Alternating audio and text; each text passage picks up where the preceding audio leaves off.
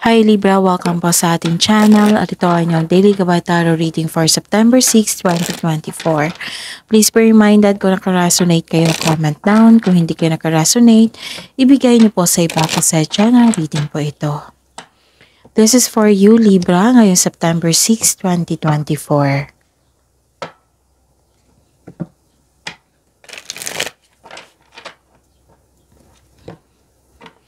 Maraming salamat po sa inyong patuloy na suporta at maraming salamat din po sa mga hindi nag-skip ng ads. Gamitin ang reading na ito bilang gabay lamang sa mga hindi pa nag-subscribe, subscribe na po kayo at click bell notification para malaman nyo na may bago tayong video. Para sa mga gustong magpa-reading po, may lumabas dyan sa screen nyo ngayon. Panoorin nyo po at sundin ang instruction. Calling the attention sa mga suki ko dito na Libra. Open na po ang inyong monthly Gabay Tarot reading for September 2024. May 6 months from now reading tayo at love life reading po. So message me Libra for schedule. Maraming salamat po.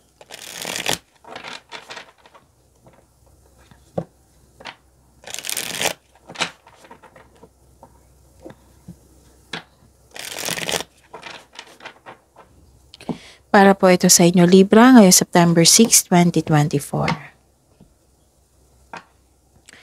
Spirits Guide, mga ganap po para kay Libra ngayong September 6, 2024. I need 3 cards po.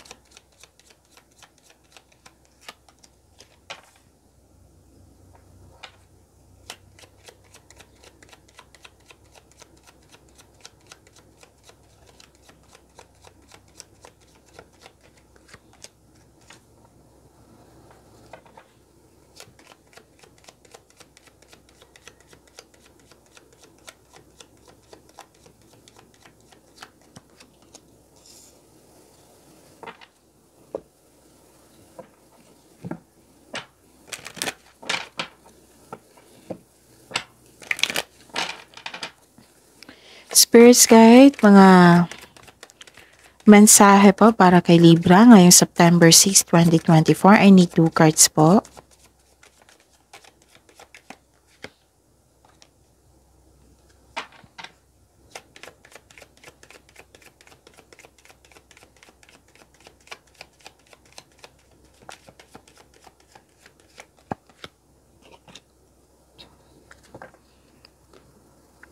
Okay, Libra. Ngayong September 6, 2024, may nakita ako ditong may naalala kayo. Pwedeng may naalala kayo sa nakaraan regarding sa nagsinungaling sa iyo, nagtraidor sa inyo. Pwedeng may pangyayari din na ganito ngayong araw na ito. Like nakipagkompetensya sa inyo, may nagselos, may nagsinungaling, may taong hindi totoo sa inyo. May nakita rin ako dito na concern sa third party issue. Yes. Again, pwedeng naalala nyo ito ngayon. Pwedeng concern nyo ito ngayon. Okay? Pero don't worry. Kasi nakita ko naman ang health improvement dito. Yung kahapon or the other day na na-stress kayo, nagkaroon kayo ng anxiety, ngayon may development na. Kasi sinuko mo kay God yung worries mo. Sinuko mo yung mga nararamdaman mo. Sinumbong mo lahat. Oo. Tapos nag-move forward ka rin. Nag-ask ka ng divine assistance. May nakita kasi ako dito nag-take time ka sa nature. Nag-meditate ka. Nagpahinga. Oo. Tapos nag-pray kayo. Sinuko nyo lahat kay God. Tapos naghingi kayo ng divine assistance. May nakita akong spiritual development dito. And personal growth. Okay? May nakita rin akong pamilya dito na maaring sila yung nagbigay ng suporta sa iyo na nagkaroon ng health improvement din. Yung nawala yung anxiety nyo or stress. Tapos, pwedeng may na-miss kayong tao na nagkaroon kayo ng cut off of connection. O, naalala nyo ngayon or may ganap ngayon. Tapos, nakita ko dito na harvesting to pwedeng may nagbayad sa inyo, nagbayad ng service sa inyo, sweldo, tinaasan yung may tip, basta may harvest kayo ngayon, yung resulta sa inyong sipag at tiyaga. yung resulta sa inyong pagiging hard worker sa araw-araw, yung pagiging productive niyo sa araw-araw. So, nag-harvest kayo nito. Kaya nga sabi sa inyo sa araw-araw, 'di ba, Libra, na ng cards sa inyo na patuloy pa rin yung pagiging productive niyo sa araw-araw para halos araw-araw may ma-harvest kayo. So dito, ito ay magandang pagbubunga. Okay? Pwedeng literal ito na harvesting. Yan. So, some of you nag-aaral, nagsaliksik para may malamang katotohanan, magkaroon ng learnings, knowledge, pwede din magkakaroon ng clarity. Okay? Sa pagsaliksik nyo na may nalaman kayong katotohanan. Ganon. And, syempre may naalala kayo sa nakaraan, right? Or may ganap na competition, may masamang intention sa inyo, pagsisinungaling, cut off connection, pwedeng may na-miss kayo. Ang sabi dito, learn to let go po daw, Libra. Spirit's Guide, ano po yung energy ni Libra ngayong September 6, 2024?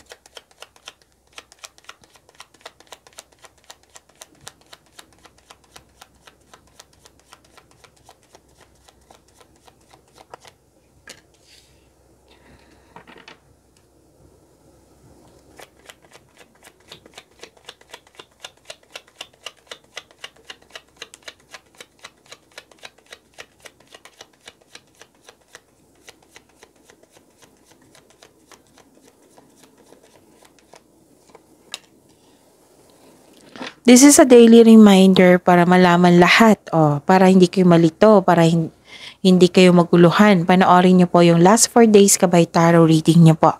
Like for example, napanood niyo ito ngayong September 6, 2024. Panoorin niyo po yung September 5, 4, 3, and 2. Kung may nakita kayo or narinig kayong repeating message, kailangan niyo po iyan bigyan ng atensyon.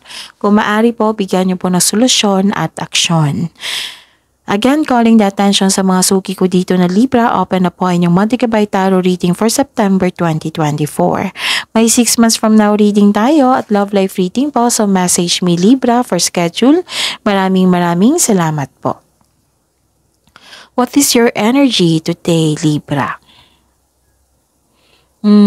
Okay, nalagaan nyo yung sarili nyo. This is very good. Mapag-alaga, mapagmahal, maalalahanin. Kita-kita ko yung energy nyo dito. Pwede din may inalagaan kayo ngayon na anak nyo, apo, pamangkin. Actually, marami kayong iniisip ngayon ng bagong idea. Kasi nga may nagsaliksik kayo dito eh. So marami kang naiisip na bagong idea. So ideas is considered as a blessings, okay? Para sa ikakabuti ng inyong trabaho, ng inyong buhay, ng inyong negosyo, ng inyong kaperahan. Gumagawa ka ng paraan, okay? Pagpaplano para magkaroon ng improvement sa inyong sarili, sa inyong career and money, sa love life, ganun. Okay? Ano pa? Nakikita ko rin dito na nagkaroon po ng concern sa taong hindi marunong magpahalaga, which is the clarification of your card here. Yung, anong tawag dito, nag-aabuso siya sa inyo, like nag-take advantage siya sa inyong kabaitan. Kung pwede po daw, iwasan niyo po daw itong taong ito kasi very abusive po siya. Okay? And I think na-realize mo ito. Okay? I think na-realize mo ito na may taong nag-take advantage sa inyo. Pero patuloy ka pa rin. Patuloy ka pa rin na parang binigyan mo siya ng pag-intindi. Kasi mahal mo. Inalagaan mo yung connection nyo. Ganon. Nakita ko dito nakadepend siya sa iyo. Pwedeng nakadepend siya sa inyong emotional, sa pera, ganon. Kasi very generous kayo dito eh. Okay? Ano pa? And, mapag-alaga, marunong magpahalaga sa relasyon. Ganon. Yun. Spirit's Guide, Ano po yung career and money ni Libra ngayong September 6, 2024?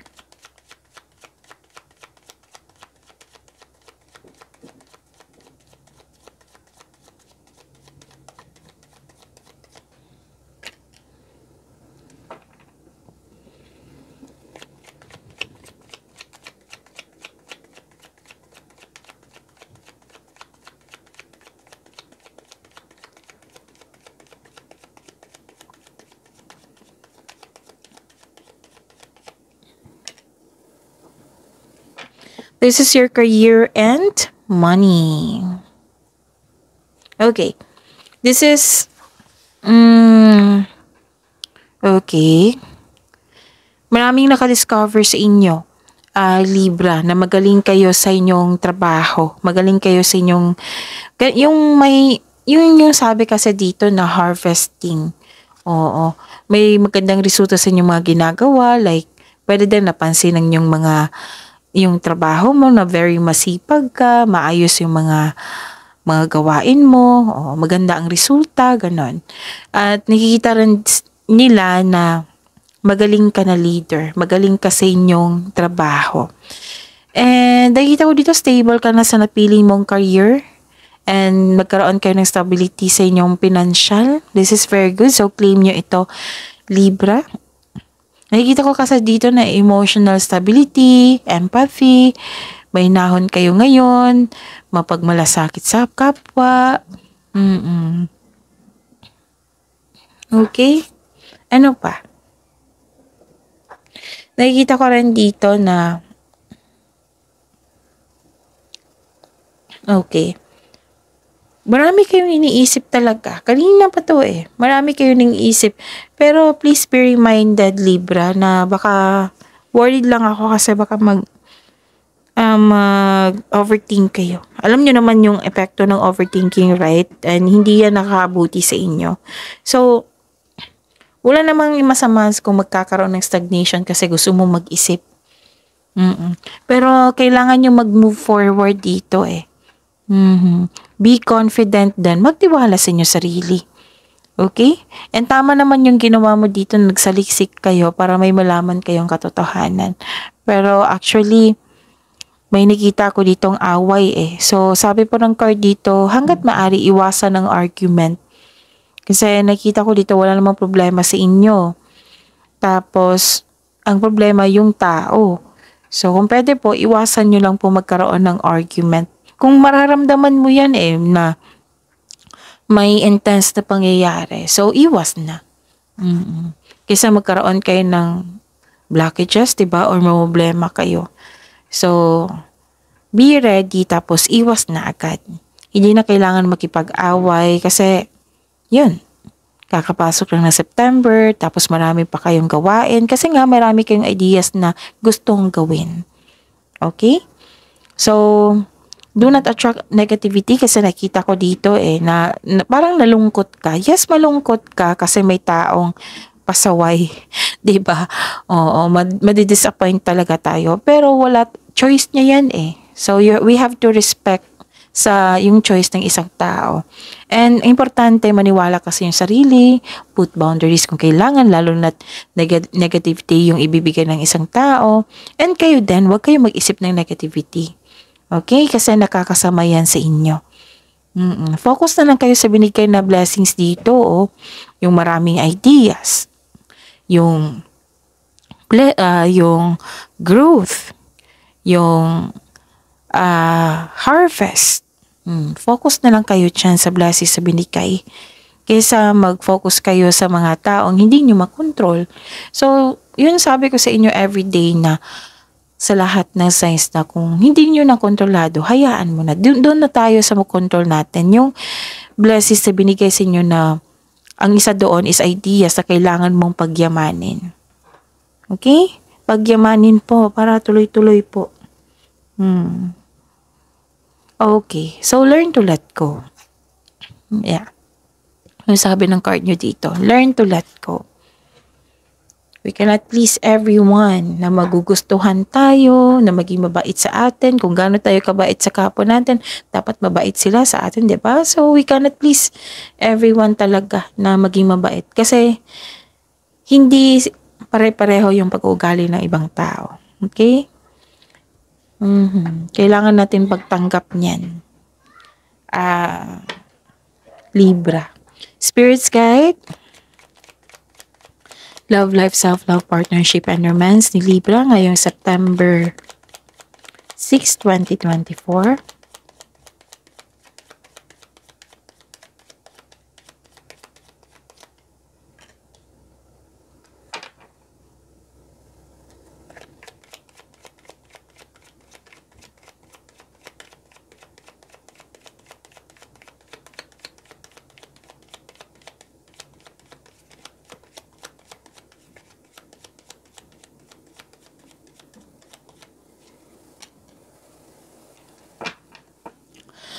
Maraming salamat po sa patuloy na tiwala at suporta sa ating channel at maraming salamat din po sa mga hindi nag-skip ng ads.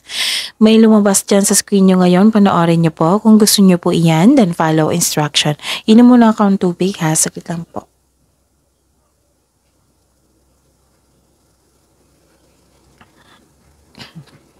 Okay.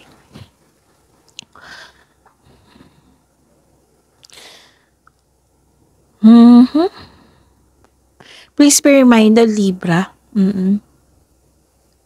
na kung may problema sa love life like for example, kung may problema sa love life, huwag niyong dalhin sa career and money, ganon, sa iba pa na connection, okay? Para hindi sila madamay.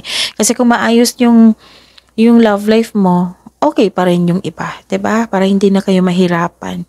Kasi we are here kasi we are aiming for your peace of mind, for your personal growth, sa tagumpay niyo po. So, kung pwede po na huwag niyong dalihin yung problema mo sa iba. Ganon. Para hindi na madamay. Kasi nakita ko dito di ba may nakita ko dito ang away na kailangan niyong iwasan. Dito rin sa career and money niyo. Dito rin sa love life niyo. So, I believe, pwedeng sa career and money to na problema na dinala mo sa yung concern sa love life mo, sa bahay, pwede din sa love life mo na dala mo sa career and money. Kung pwede po, huwag niyong dalhin. Mag-put boundaries talaga para kung maayos yung love life, okay pa rin yung iba. Okay? Para hindi ka mahirapan. Kasi may nakita ko ditong deception, yung paglilin lang, na meron din dito sa career and money nyo. So,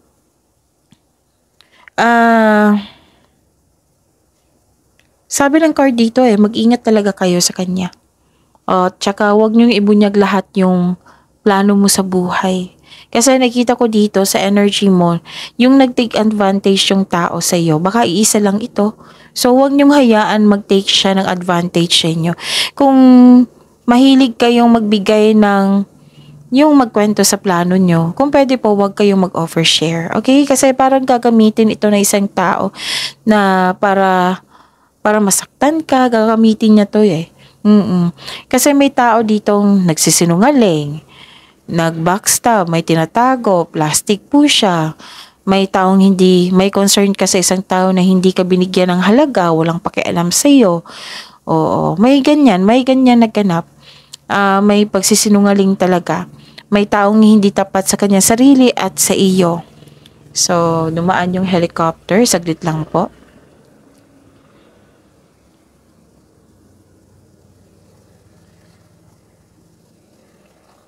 Okay, malayo na. Mag-ingat talaga sa isang tao na mahilig magmanipula. Kasi parang, yun nga, yung sabi ko sa inyo na mag-take advantage sa inyong kabaitan, sa inyong mga binibigay sa kanya, kundi yung mga, parang gusto niyang i-trigger yung kahinaan mo. Yun. Pwedeng nagawa niya ito na naalala mo niya noon, pwedeng gagawin niya ito ngayon. So, put boundaries and protect yourself. Protect your inner peace po. Okay? And, para sa mga relasyon sa buhay mag-asawa, isa sa inyo may lihim or nagsisinungaling po.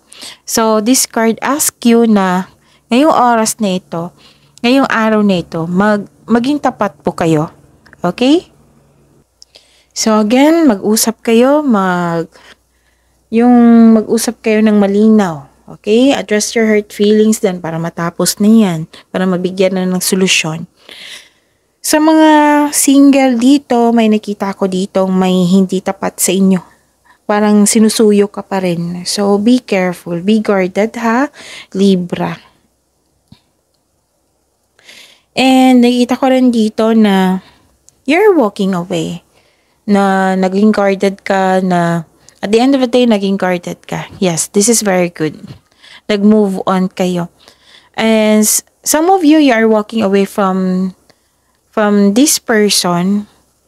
Posibleng nagkaroon kayo ng closure, space, para makapag-isip ng mabuti. Yan. Pwedeng sa partner mo ito, pwedeng sa family member, sa matalik mong kaibigan, yon. Yan. So that's it. See you tomorrow. Claim positivity ha. Claim this harvesting. Ang ganda-ganda niyan. So, claim positivity, yung negativity, kailangan yung i-process yan para mawala yan. Okay? But, attract positivity. Positive affirmation ay kailangan po, Libra. See you tomorrow, Libra. Please like, subscribe, and click bell button for notification para updated ba kayo sa daily tarot reading natin. Maraming salamat po.